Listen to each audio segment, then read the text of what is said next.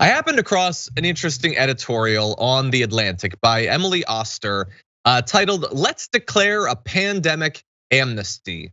Let's focus on the future and fix the problems we still need to solve." The idea being here, we all made mistakes during the pandemic. We all believed things that might have turned out not to be true. We might have said things that turned out not to be true. So let's call it even and move on. And I want to debate that. First, I'm going to give, everybody should definitely go to The Atlantic, read Emily's work, but I'm going to read a couple of quick excerpts from it. In April 2020, no one got the coronavirus from passing someone else hiking. Outdoor transmission was vanishingly rare. Our cloth masks made out of old bandanas wouldn't have done anything anyway. But the thing is, we didn't know. Some of these choices turned out better than others. To take an example close to my own work, there's an emerging, if not universal, consensus that schools in the US were closed for too long. The health risks of in-school spread were relatively low, whereas the costs to students' well-being and educational progress were high. The latest figures on learning loss are alarming, but in spring and summer 2020, we had only glimmers of information. She describes some confusion about which vaccine to get when there were multiple, but goes on to say, we have to put these fights aside and declare a pandemic amnesty.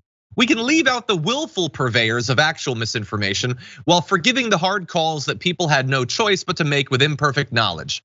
Los Angeles County closed its beaches in summer 2020, ex post facto that this makes no more sense than my family's massed hiking trips. But we need to learn from our mistakes and then let them go. Anna, we talked throughout the pandemic and on until now about misinformation and like people opting out of being a part of the solution. We talked about all of this literally thousands of times. What do you think about the concept of this pandemic amnesty?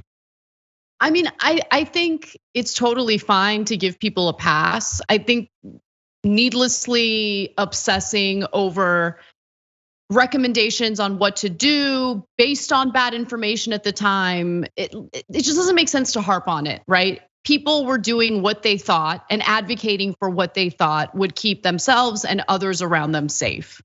So I don't begrudge anyone for acknowledging that, hey, we were recommending things based on bad information, as long as there's an acknowledgement that there were mistakes, there was bad information, and they're willing to, recalibrate their approach moving forward. I just wish that everyone would keep that in mind when it comes to everything that happens in the country, in the news.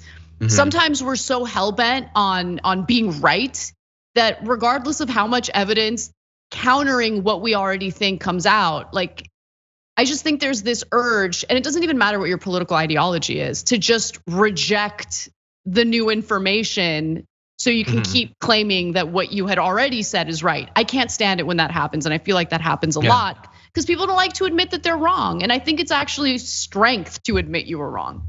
Yeah, definitely. I think that this is interesting. Like I would much prefer to read an editorial like this than yet another take on the same stupid thing or whatever. Although I do have to say that I'm a little bit confused by it because a lot of the focus is on like for instance, in the early weeks of the pandemic, we thought that maybe germs could survive on surfaces for a long time, so we should wipe things down. So we might have been wrong about that.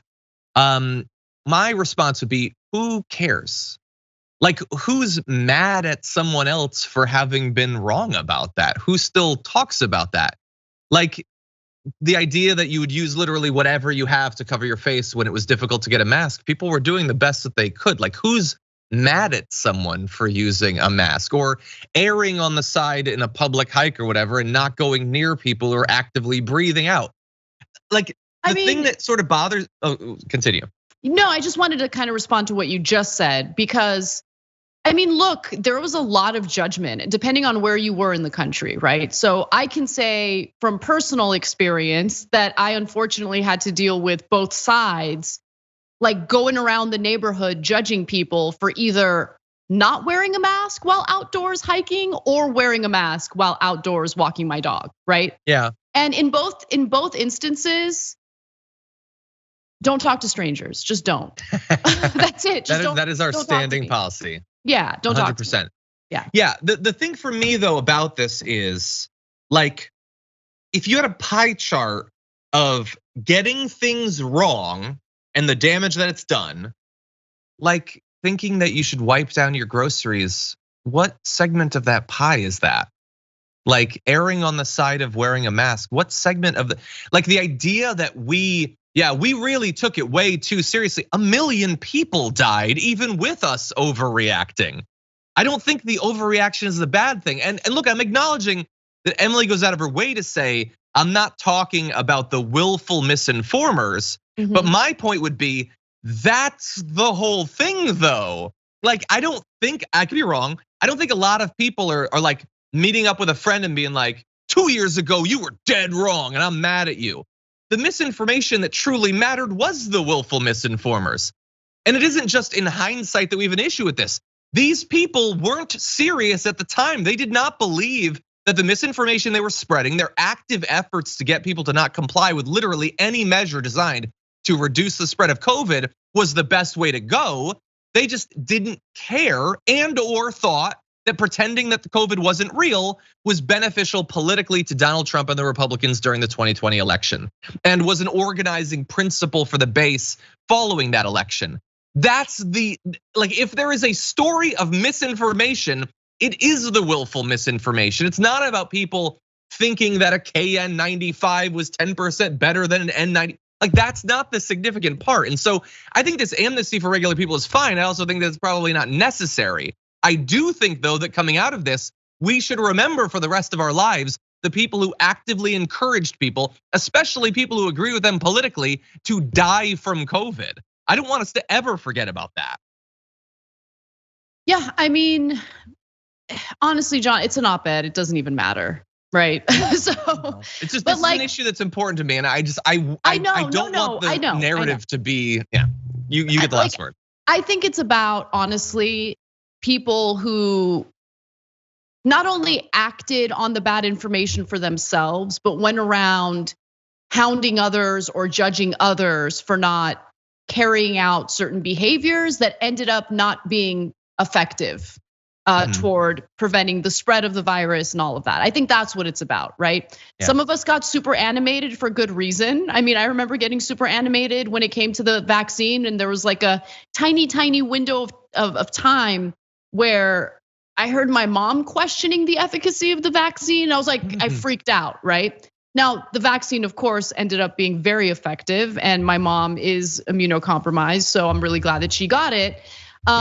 But in the very beginning, one of the arguments was you won't get it was advertised that way, that it's unlikely that you'll get the virus if you get the vaccine. We found out pretty soon after that you can still get the virus, breakthrough infections.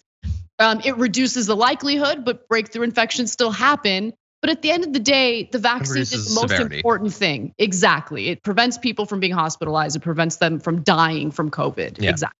And we also have to bear in mind that there were variants that developed. So like the vaccine that they made in the initial months of the pandemic, we can't really expect that they would have known exactly what the 5th variant of COVID would have been like. They've tried to keep pace with boosters, which have also been demonized. But sure. Anyway, just thought that would be an interesting topic of conversation.